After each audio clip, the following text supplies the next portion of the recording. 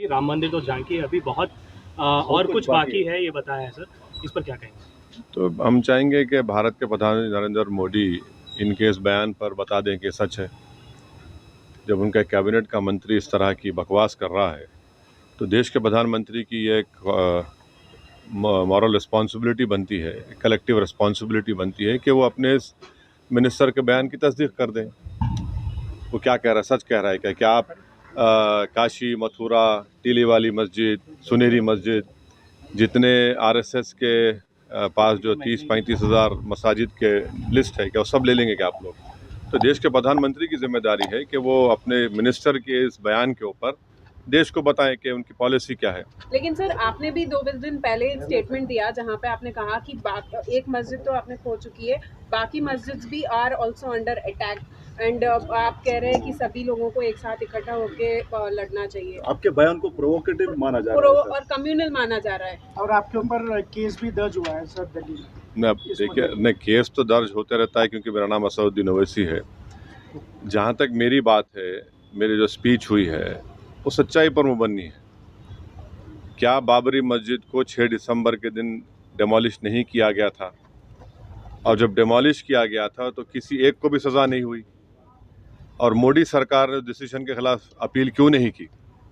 क्या ये बात सच नहीं है कि अगर 6 दिसंबर को मस्जिद नहीं शहीद की जाती तो कोर्ट का जजमेंट क्या आता?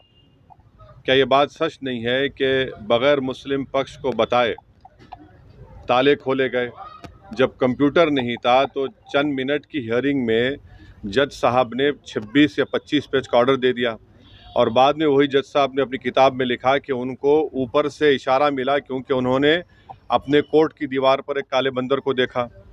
क्या ये बात सच नहीं है कि जब जीबी पंत उत्तर प्रदेश के मुख्यमंत्री थे, रात के अंधेरे में बाबरी मस्जिद में मूर्तियां रख दी गई, उसके बाद मस्जिद को बंद कर दिया गया? ये फैक्ट है, सुप्रीम कोर्ट का जजमेंट फैक्ट है। इसीलिए हमने जब सुप्रीम कोर्ट का जजमेंट आया था हमने कहा था कि सुप्रीम कोर्ट का जजमेंट बिलीफ के ऊपर आया है और हमको इस बात का उस वक्त अप्रीहेंशन था, जो अब सच साबित हो रहा है अनफॉर्चुनेटली, कि आप देख रहे हैं कि मुख्तलिफ मसाजिद के ऊपर केसेस डाले जा रहे हैं। तो ये मैं जो कह रहा हूँ फैक्ट है, वो मैं मानता हूँ सुप्रीम कोर्ट जजमेंट, बट जैसा जस्टिस JS वर्मा ने कहा था कि supreme court is supreme but not infallible. अब आप मेरे को बताइए, टीले वाली मस्जिद का किस्सा क्या है? 200 साल पुरानी मस्जिद है और लुटियंस जब बना रहे थे दिल्ली को तो उसको छोड़कर बनाया गया। तो पहले वहाँ पर गाँवों को हासिल किया गया और मस्जिद को कोई हाथ नहीं लगाए। आप मस्जिद के ऊपर नोटिस देते हैं।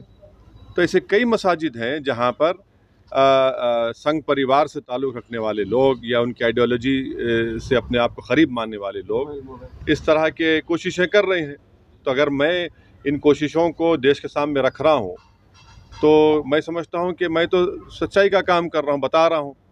और हम नरेंद्र मोदी सरकार से जानना चाहते हैं कि 1991 का प्लेसेस ऑफ वर्शिप एक्ट जो है, उस पर भारत के प्रधानमंत्री और उनकी सरकार का क्या मौक़िफ़ है? क्यों नहीं केंद्र सरकार, वज़ीर आज़म, प्रधानमंत्री नरेंद्र मोदी ये कह देते हैं कि हम 91 के प्लेसेस ऑफ वर्शिप एक्ट को फॉलो करेंगे, उसको अबाइड करेंगे। किस्सा ख़त्म कर दीजिए ना।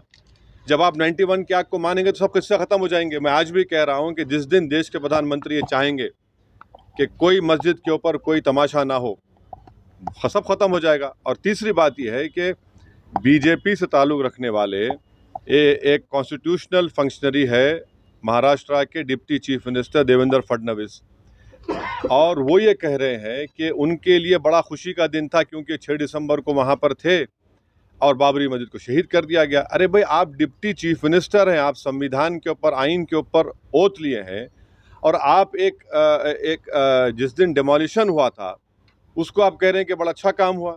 वो प्रोवोक नहीं कर रहे हैं, वो इंसाइट नहीं कर रहे हैं। एक डिप्टी CM रहकर इस तरह की बकवास कर रहे हैं।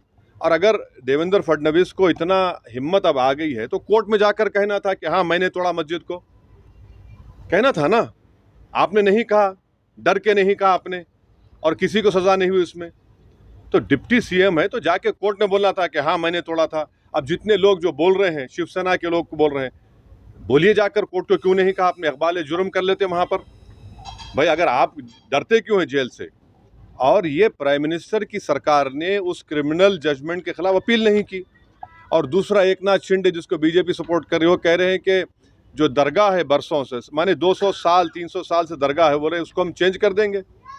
अरे भाई, आप मुख्यमंत्री हैं महाराष्ट्र के, आपकी नज़र में सब बराबर होना चाहिए, चाहे किसी का मज़हब हिंदू हो या मुसलमान हो, ईसाई हो, दलित हो, या फिर आपके बौद्ध मज़हब के हो या सिख हो। और आप एक समुदाय की, और वो भी मुख्यमंत्री रहते हुए, एक डिप्टी सीएम रहते हुए इस तरह की बकवास कर रहे हैं। तो ये मुख्यमंत्री, डिप्टी चीफ मिनिस्टर और जो मोदी कैबिनेट के मंत्री हैं, इन लोगों के हौसले इसलिए बढ़ चुके हैं क्योंकि जो जजमेंट आया है बाबरी मस्जिद के क्रिमिनल ट्रायल का और टाइटल डिस्प्यूट का जो मसला, तो उसके बाद ये लोग इनके हौसले बहुत बढ़ चुके हैं, इसलिए इस तरह की बातें कर रहे हैं, अनार्की फैलाने की, इंसाइट करने की, प्रोवोक करने की। एक डिप्टी सीएम है, एक मुख्यमंत्री और एक यूनियन मिनिस्टर है।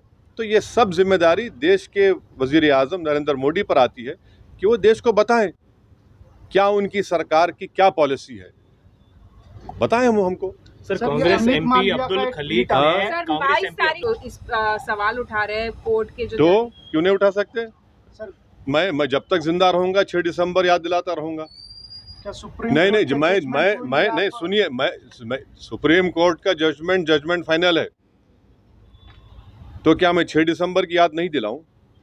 6 दिसंबर अगर नहीं होता तो जजमेंट क्या आता? गलती क्या है बोलने में? गोली मारेंगे क्या? गोली चला चुके हैं गाड़ी पे, अभी और चलाइए, और क्या करना है? सर, मगर मेरा फ्रीडम ऑफ एक्सप्रेशन है, मैं एक सवाल उठा रहा हूं। अगर आप बोलेंगे नहीं उठा सकते, तो क्या भाई ये क्या इजराइल है या फिर आपको ये नॉर्थ कोरिया है? जमहूरियत है, मेरा इख्तियार है, मेरा हक है।